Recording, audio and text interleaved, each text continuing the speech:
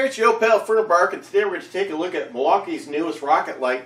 It's the 2120-22HD. This guy is a real beast. They should call it the beast instead of the rocket light.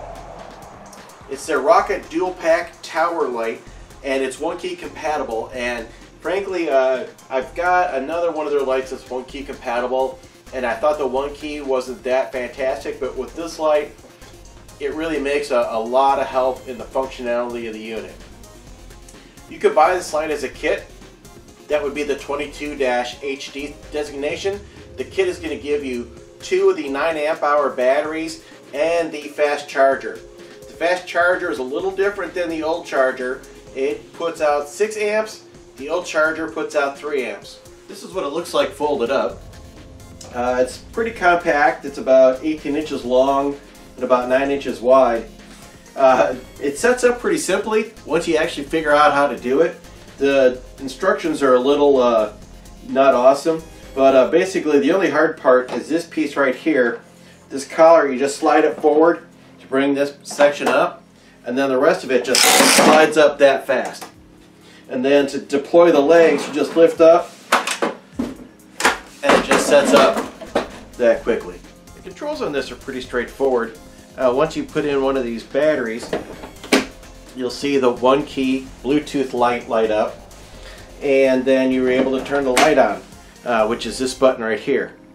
This is the highest setting, and then you can just go up and down to the other 2 settings using these buttons. Now when you get into the app and you use the OneKey app, you have a lot more finite adjustments that you can make with the light. This is the battery compartment for the light. You can put 2 of the 9 amp hour batteries in there, or actually 2 of any of the batteries that they sell, any of the M18 batteries.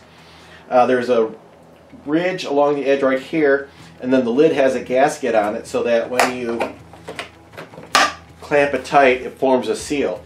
And this is waterproof down to 1 meter. So you could take this out. I've had this out in the rain for a couple days. No problems whatsoever.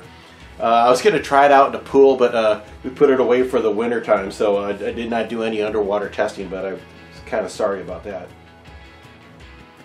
Putting the light away is just as easy as deploying it. There's just a couple of buttons you have to press on this pole, and it will slide right down.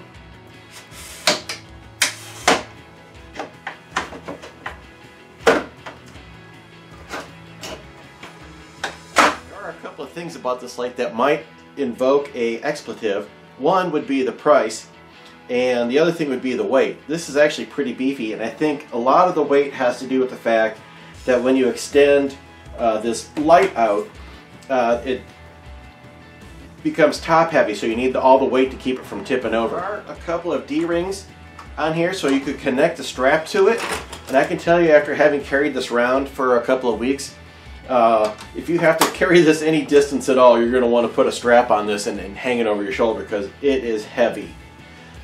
They list the weight at 25 pounds, and I totally believe it. I didn't weigh it myself, but it's pretty heavy. Well, I decided to do the reverse. Usually I shoot the dirty end of my garage, so this time I'm going to shoot the less dirty end. I know there's a window right behind me that's providing some light, but it's still pretty dark in here, and I'm going to go ahead and use the app to turn the light on.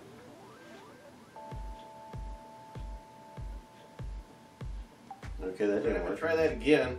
This app is a little sketchy, although I will say 67% of the time it works every time. So let's see if I can turn the light on again. It's set at the low setting, so now it's on, and I'm going to go ahead and slide it up to medium and high. And you can see it makes a really nice natural daylight color, and now I'm seeing stars as I'm looking right at the light. So I shot some other footage outside. Let's take a look at that. I want to go ahead and activate the higher brightness settings just to give you a better idea of what we're looking at here. That's medium, and that's full blast. So that is really bright.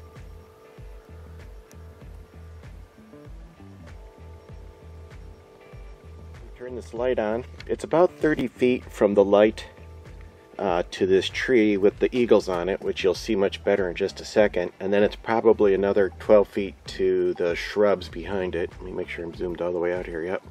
So I'm going to go ahead and turn the light on and then walk around to give you an idea of perspective.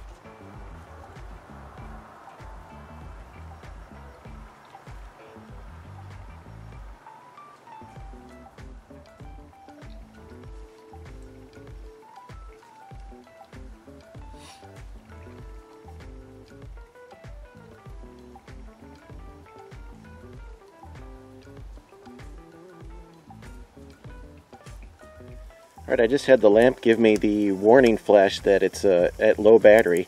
You can see how much battery is left in here. It flashed the warning flash at almost exactly 24 hours from when I turned it on. Let's talk a little bit about the run times. According to Milwaukee Tool, you're supposed to get 7 hours at the high setting, and all these times are on the using both of the 9 amp hour batteries. I observed 6 hours 45 minutes. It almost made it there. It's supposed to go 12.5 hours at the medium setting. I got 11 hours 50 minutes. It started blinking that the battery wanted to be changed at 11.5 hours. And it's supposed to go 26 hours at the 1600 lumen setting. I got 24 hours and 45 minutes, which is still a pretty long time, but it's not what they're quoting on the box. Now, having said that, this ran overnight and the temperatures were in the low 40s, so that may affect the battery life. But having said that, a lot of us are working half the year in the low 40s or colder, so you know, they should be testing and making guesses based on that kind of environment. This does adjust in a pretty wide arrangement. Oops. So you do have a lot of flexibility with what angle you put that thing at. The head does pivot around almost 360, and you do get a pretty wide range of up and down like that. So you can pretty much angle this anywhere you want, although I think it would be pretty nice if this was on some type of a ball joint where you could really adjust the angle wherever you wanted it. For me, the integrated tool tracking and security is a bit of a gimmick because it relies on other people having the Milwaukee app installed and functioning on their cell phones, and then they also have GPS enabled to their app so that when your tool comes in range of their app, it will pick it up and then record the position. So it's not really a super functional thing, and it's only recorded my tool as being last seen in a spot it's never actually been. So my experience with that feature is not that great. There's a few neat things about this. Here we can connect to the tool. You can see that the tool is available. It has a last seen thing, and that doesn't work so great because oh shoot, because it shows it that it was last seen at a geographic location the light has never actually been. And then inside the light there's a little coin cell battery right in between the two main batteries, and that's used for the OneKey app. So I'm just going to go ahead and connect to the tool now. One thing that's pretty cool, once you get your light and your app is registered, you can lock your tool. So if I turn this into lock, then I'm trying to see my phone and film at the same. Here we go. If I lock the tool, then you can't turn it on at the tool itself. So if somebody steals it when you have it locked, they won't be able to turn it on. Right now, I'm going to hit the power button, and it does that blinking to let you know that it's locked, and then it's going to shut off. Well, what do I think of this light? It's absolutely a fantastic light. If you get a chance to use one or be near one, you will just be completely impressed with the performance of this light. But I would say the huge sticking point is going to be the price tag, because you can get the other two rocket lights at a fraction of the cost of this one. If I was spending my own money, I would probably get a couple of the other rocket lights and invest in more batteries. But this thing is just absolutely phenomenal, so there's no question that this is just a really nifty piece of gear.